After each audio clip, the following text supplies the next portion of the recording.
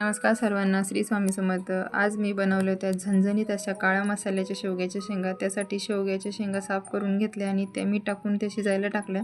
नंतर कांदा कट केला आणि तो मस्त लाल होईपर्यंत भाजून घेतला। नंतर त्यात मसाला टाकला, धने, खोबरं, खसखस, तीळ थोडेसे, लसूण, मिरची आणि कोथिंबीर टाकून छान वाटण करून घेतलं त्याचं आणि छान असा मसाला मस्त परतून घेतला आणि मग त्यात बेसिक मसाले टाकले, लाल तिखट, हळद, काळा मसाला आणि शेवग्याच्या शेंगा थोड्या जास्त शिजल्या होत्या त्यामुळे मी आधी गरम पाणी टाकून मसाला छान असा तेल सुटेपर्यंत परतून घेतला। बघा कसं छान झालं आहे। आणि मग त्यात थोडंसं गरम पाणी टाकलं, आपल्याला लागेल तसे घट पातळ बघून टाकायचं। आणि मग नंतर मी भाजीला उकळी आल्यानंतर शेंगा टाकल्या होत्या, कारण माझ्याकडून थोड्याशा शिजल्या होत्या त्यामुळे, नाही तर अगोदर मसाला परतला तेव्हा टाकला तरी चालतं। मग छान अशी मस्त, मग नंतर वरतून कोथिंबीर टाकली आणि बघा मस्त रस्सा भाजी छान, खूप छान लागतं हे शेवग्याच्या शेंगा काळ्या मसाल्याच्या।